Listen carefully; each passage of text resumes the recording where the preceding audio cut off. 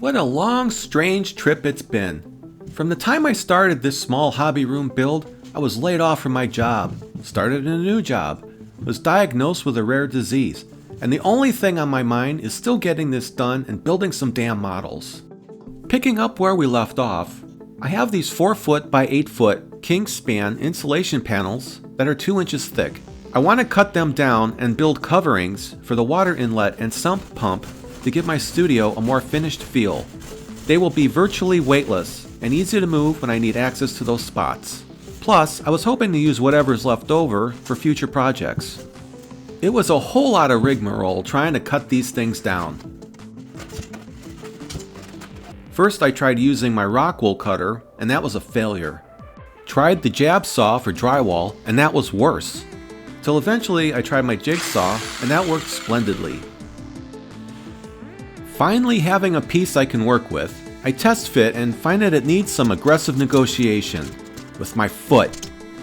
Since I'm already aggravated by the time wasted finding ways to cut this thing, I'm just gonna kick it in. What I'm doing is creating a barrier between the wall and the room. I'll be filling all these gaps with a foaming sealer.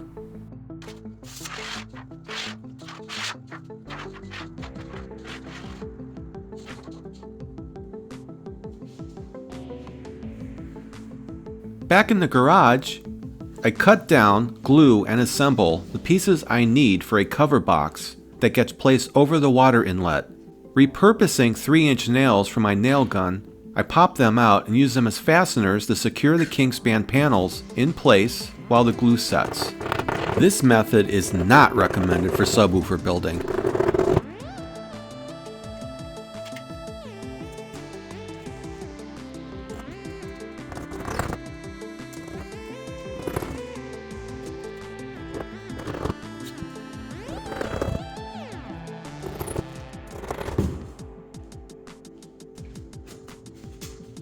A quick test fit shows that we're all good.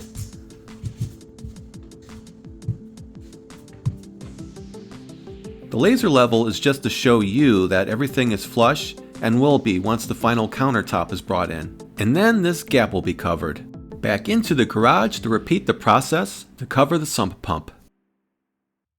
With both facades completed, I will need to blend them into the room. Using the same primer and paint used in the studio, I set them up in the garage and get to painting.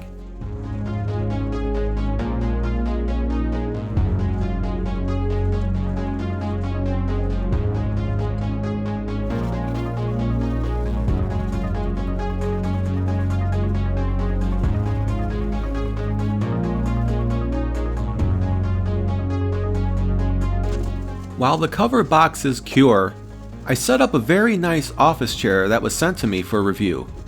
It's incredibly well built for the price, and as I speak to you now, I'm sitting in it realizing it's my new favorite chair. If you want to know more about it, Amazon links will be in the video description. What good would a work area be without some drawers?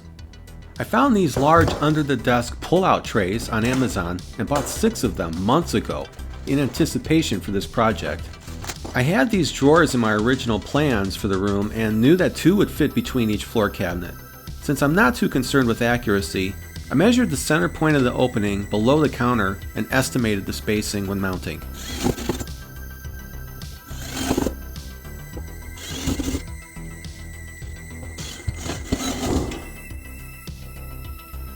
It was a jiffy installing the rest, and they look pretty good.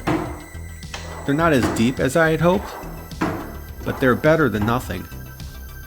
On the far end where the water inlet is, there was no clearance to remove the box I built if a drawer were to be installed. No biggie.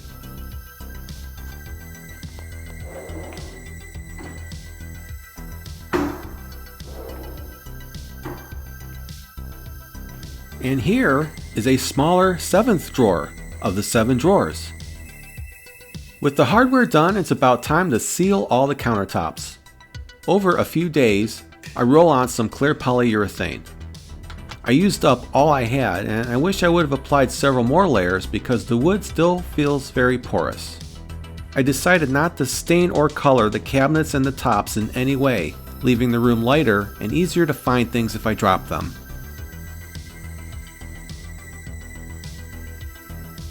A lot of work is now completed. Let's take a moment for a brief progress review before I continue.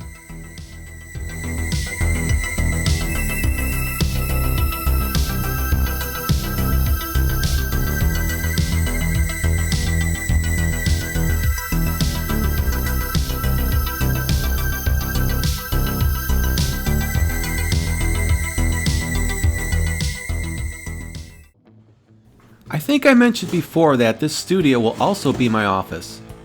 I had to build myself a new PC for video editing, which I regret not filming. In addition, I got 2 of these cheapo Chinese monitors off Amazon for around $200 each. I've been using them for a while and they actually are really good. They came with this dumb hat for some reason. No one's ever going to wear that. These are super easy to assemble. Along with the 2 monitors, I add a few more things to my future workspace.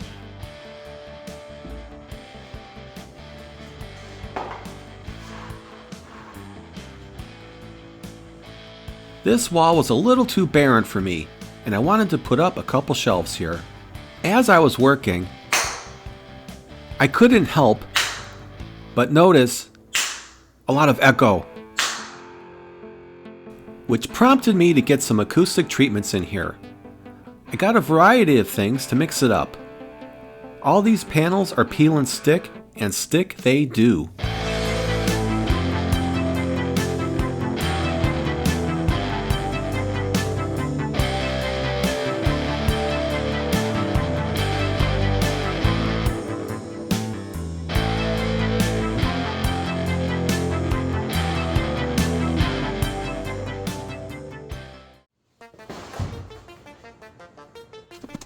I discovered that these half-moon LED salon lamps are a primo way to light up a workspace. They come in several designs and mostly all share the same features in regards to light output and color options. This one was a bad example because it's way too blingy for a studly scale model making dude like myself. But I have others here that are more my style and you will see those before the end. My favorite part of this entire project was to finally stock my shelves with all the wonderful scale model kits I've been porting. I have tons of content planned for these and will be mostly focused on both Star Wars and Star Trek model kits. But I have other interests too.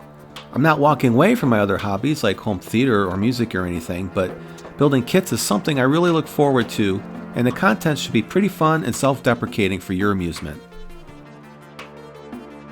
Right away I tried to get a bunch of stuff in here but made a mess and haven't figured out just what I'm doing yet. But fast forward several months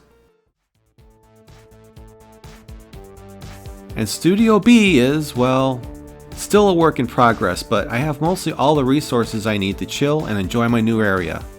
Entering the room, we are struck with the stunning array of hexagonal acoustic panels and this cheap airbrush booth. Next is the Hercules hot wire foam cutter, a miscellaneous assortment of self-healing mats and brushes. Up on the shelf are many, not all, Archive X acrylic paints for the Star Wars kits. An assortment of Vallejo airbrush acrylics. And just a hodgepodge of random things like glue and actual Mod Podge. I won't go over everything here, so enjoy the walkthrough. If you spot anything you want to know more about, shoot me an email or drop a message in the comments section.